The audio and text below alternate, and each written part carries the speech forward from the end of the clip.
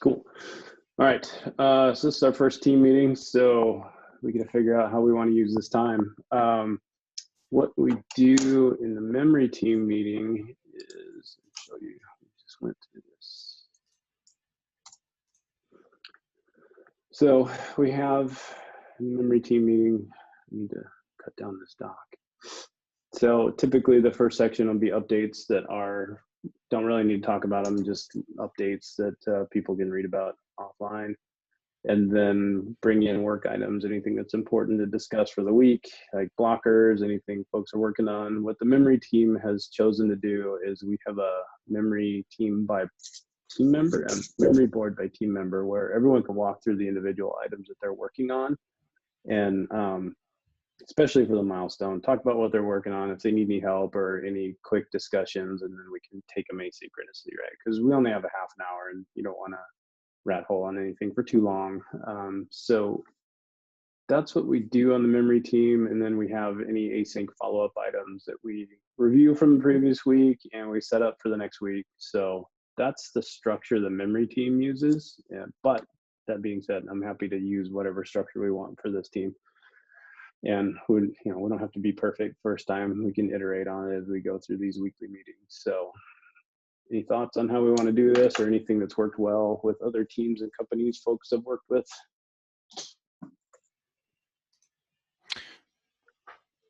Maybe something that we can start doing is also talking about how we organize as a team, or more on the meta level to use that time. Yeah, this is something that we haven't done, I think, because we didn't have a lot of people. But maybe we should start that. Yeah. So start. No, that's the wrong one. So we have the database team board, which is linked in the doc here. And this is by milestone. So typically we try to organize top-down priority order, right? And a couple weeks before the start of the next milestone, I will put together the planning issue for the next milestone. So we already have a database planning issue. It's just at the template level right now. I haven't put any materials into it.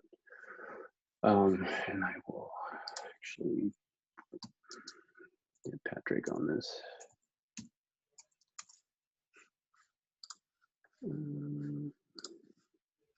So I've got the board, and then this morning I actually set up, I need to bookmark it, the database by team member.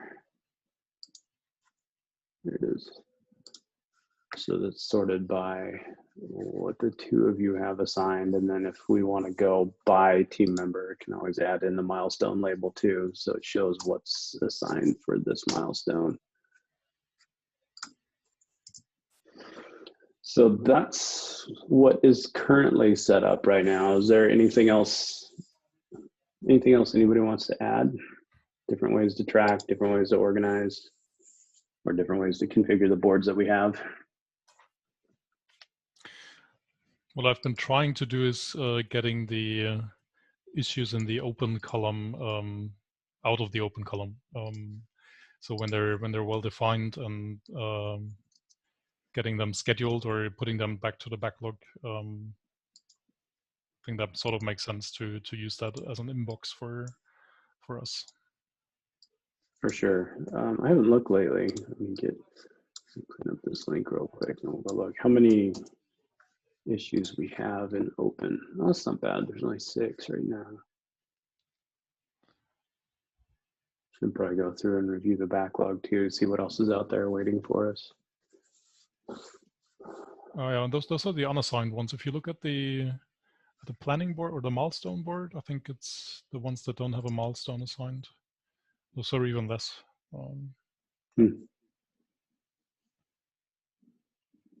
Nice. Okay.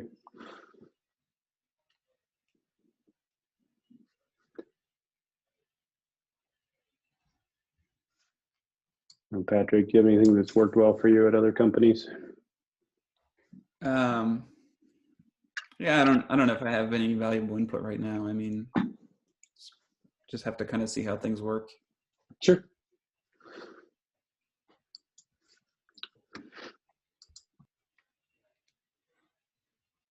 Oh yeah, and we use the group label on all these things. So there is a scoped label group database, the green one.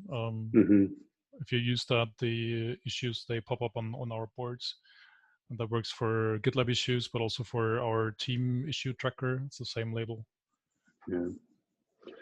Yeah, a lot of times when issues come through, they will just have the database label. So that's what I do when I'm reviewing the entire backlog to see if there's any that are just database labeled that don't have our team label on them, so that I will add them if it makes sense, so they do show up on the board. What else? Oh, and then there is Periscope too. So going back to how we organize and how we view our data. So we have a database team analytics board, and I need to get Pat on here now because it only shows Andreas' work.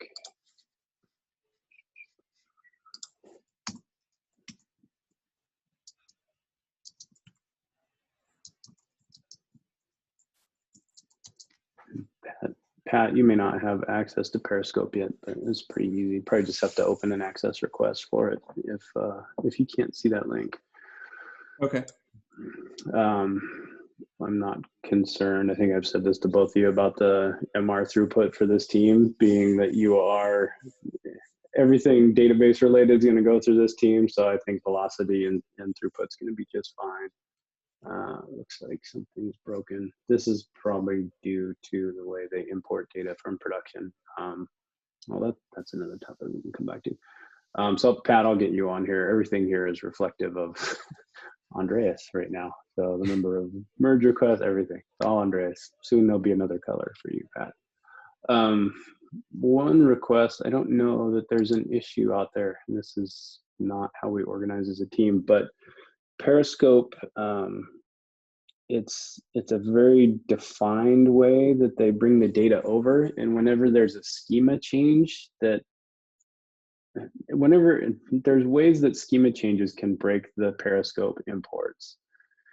So there's been an ongoing ask from the data team to proactively notify them when schema changes happen, and I don't know that there's a way to do that, and I don't know that there's an issue for it right now, but I know that they've asked about it because Periscope data imports, or I think they call them extracts, have broken a couple times due to schema changes. So as you're working on these things, if you can think of a way to proactively notify them whenever a schema change happens, they would be thrilled, and it would probably make their lives a little bit easier. So. I remember that discussion too. I think it also went along with having diagrams for our schema, right? So a bit more documentation. That's also important for the analytics import to know how the model looks like. Yep. I think it should be fairly doable to have some kind of notification service, because all the data, all the schema changes, they are shipped with migrations anyway. So we should have a good grasp of when they happen.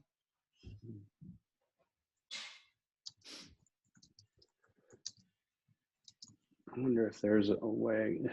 Is there a way we can just send them the changes? I mean, even if it's just a dump of information, that's better than them not knowing and all of a sudden things break, right? So is there a way we can send them a notification saying, hey, there were schema changes in this release? I think it depends a bit on the timing. If they would be okay with just getting the information after the fact, then maybe this is a deployment enhancement where, the deploy happens, we run the migrations, and then we send off a notification saying that these are the things that changed. Okay, so it might be something for the delivery team to look into. Maybe they already have something for that. All right, I will, maybe there's one out there. I'll see if there's one out there, and then we can start discussing the solution for it asynchronously. So, okay. So back to how we organize as a team. Any other thoughts, or should we just iterate on what we're working on now and we can just continue to make it better. I have one question. I was always a bit confused by is actually assignments to issues. I think there is different ways we do that across the company, and what assignment means in the end. What I prefer to do is assigning myself to issues and keeping myself assigned to the issues that I'm actively working on. So if I actually drop work on something for a week or two, I typically unassign myself to indicate that this is not being like owned or in progress anymore. But I know there are other ways to see that as well. Do you have a take on that, Craig? What we should be doing, or what others are doing? I agree. Every team's different. Some teams kind of follow more of a traditional Scrum methodology where they assign at the beginning of the milestone, like everything the person is committing to for the milestone. Others pick up as they go along, right? They just try to outline, here's what we think we're going to deliver in this milestone, and even put the deliverable labels on it and leave them open so that anybody else can pick them up. The memory team has gone with a 50-50 model. So at the beginning of a milestone, we make sure about half of them issues are assigned, and then we leave the other half for people to pick up. Yeah, so it's not consistent. So we can do what we want. So, but I think the model that you've been following works well, so that people know this is the one that's actually being worked on, and the rest are out there waiting to be picked up by someone. So, I don't know, Pat, any thoughts on that? Yeah, that seems fine. I mean, I'm kind of in the camp of not having everything assigned unless there's a specific reason you want to work on. You know, if a specific task is better suited to one person than the other, then that person can be assigned to it. Right. Okay. Let's do that then. We can, it seems similar to the memory team model, where beginning of a milestone, we have a few that are just assigned to folks, but in an ongoing basis, if it's not assigned, it just means that it's been picked up or it's not actively being worked on.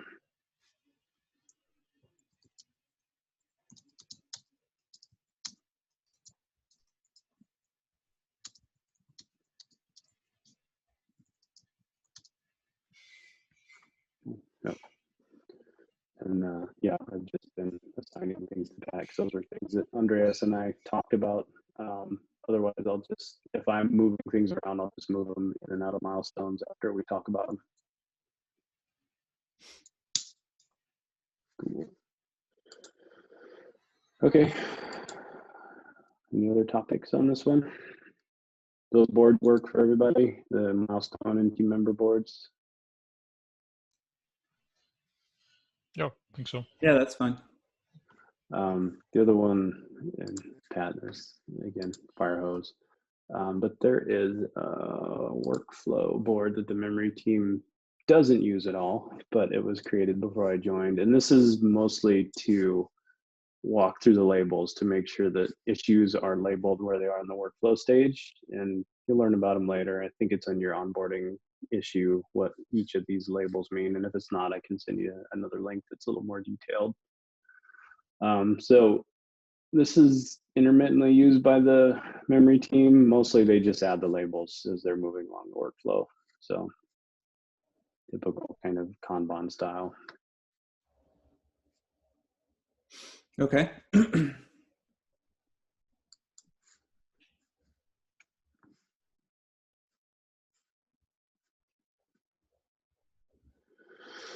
All right, should we jump over to the actual work for the week?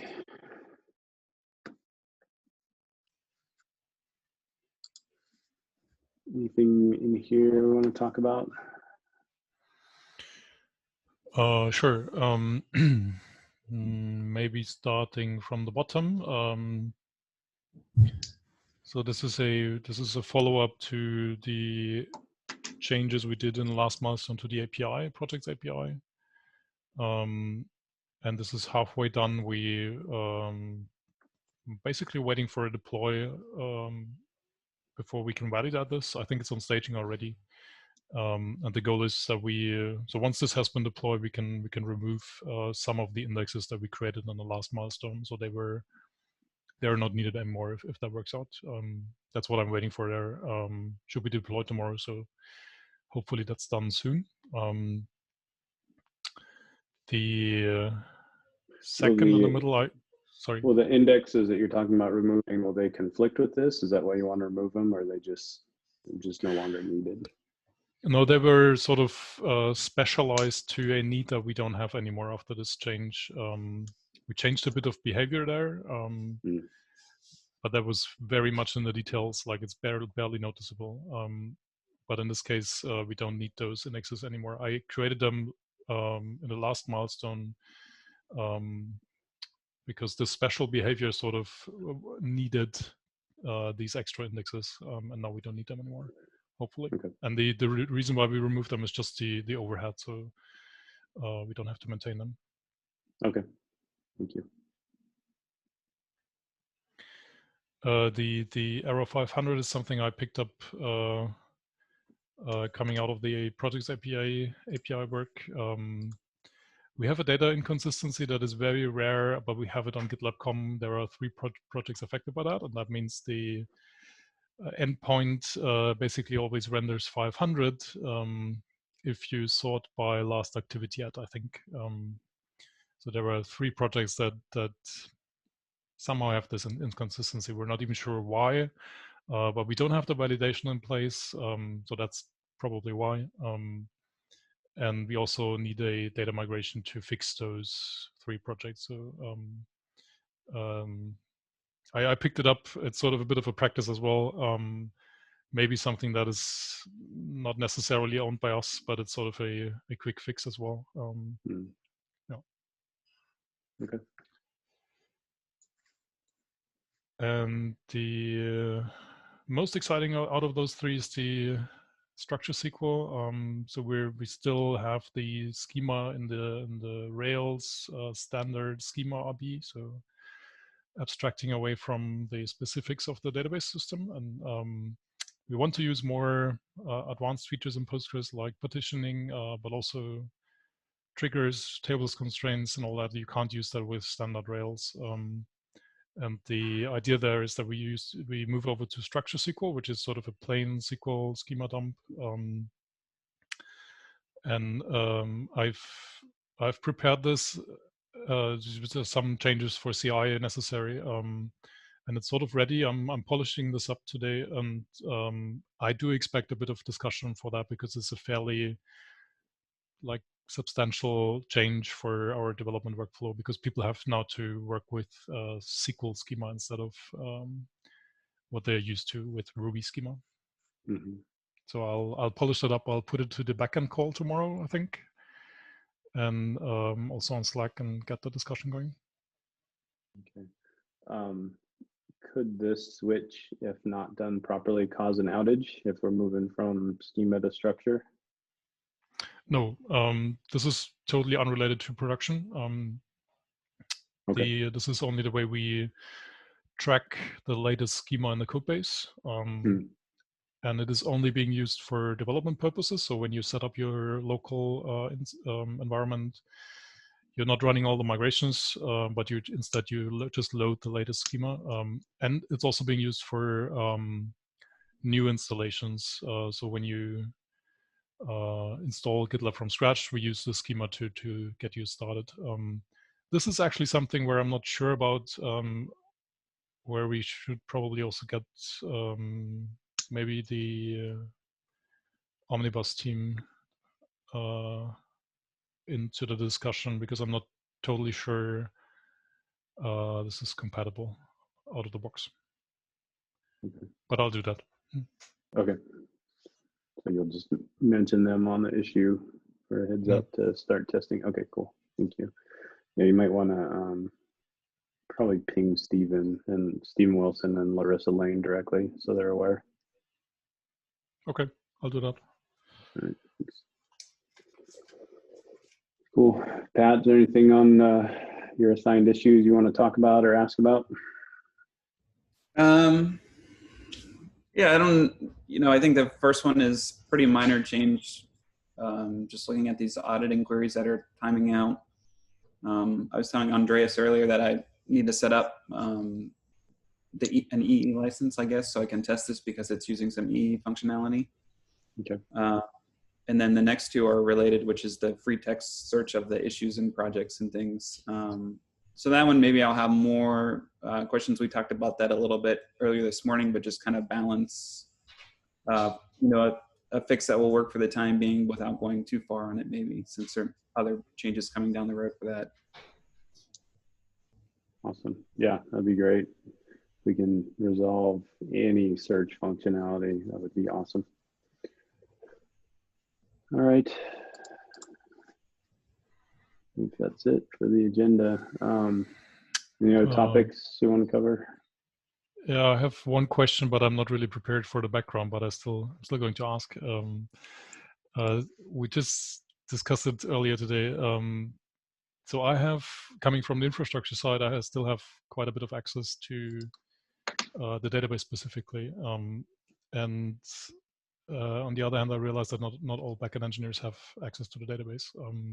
I think it's really good for the database team to have access to the database, and maybe even SSH access. I think that's really beneficial for us to be able to dig into those systems and understand them.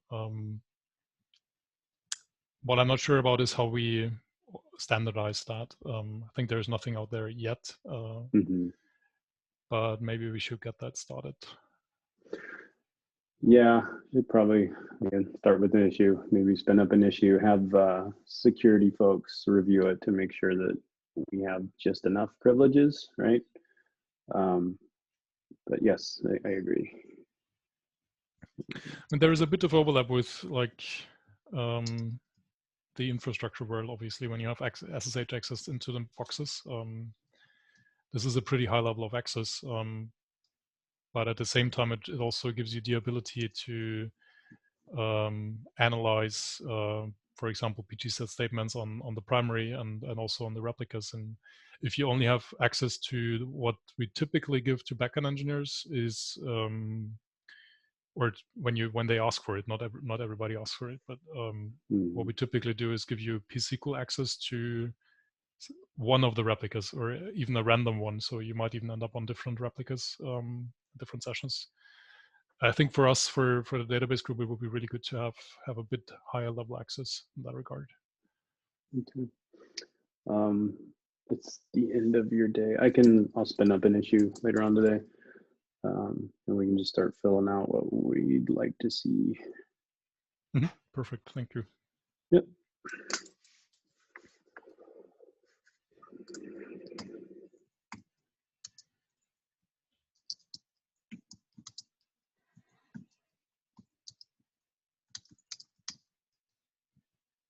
Cool.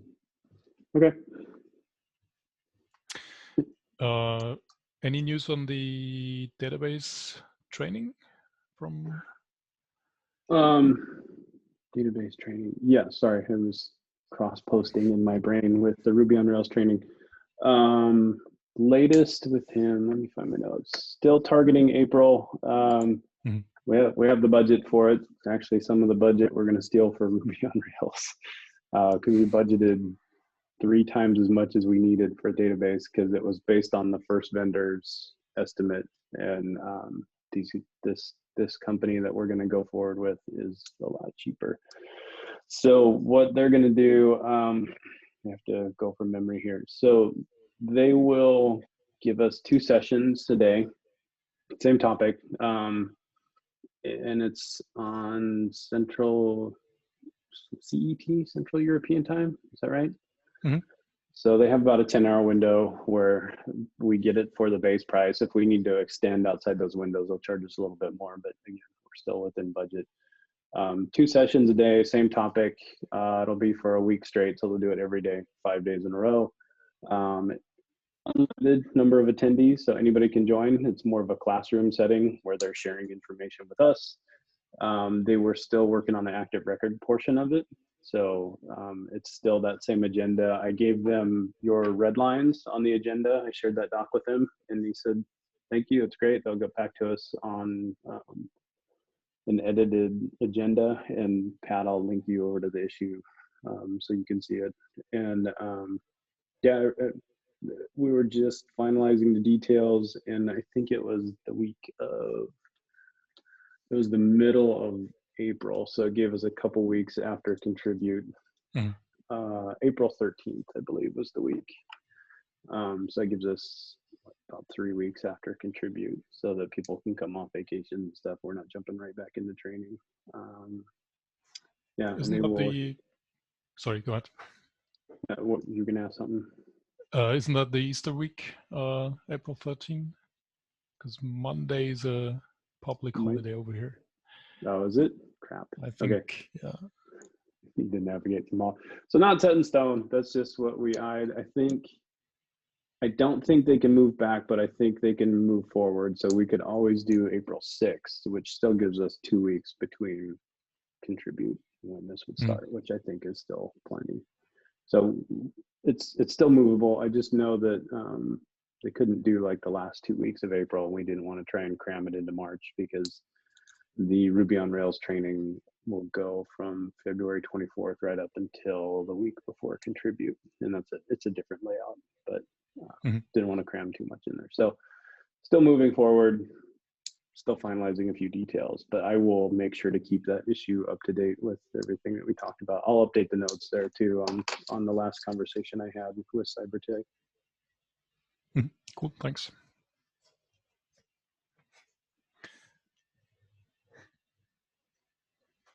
We can't record any of that training. Goes against their policy, but they will share. I think they will share all the slides, and we can share that internally. And there may be a book that they give us too. So we'll have some materials to share. But I got to jump off. I have another meeting to join. So thanks, everybody. Right. Thank you. See you later. Cheers. Bye. Cheers.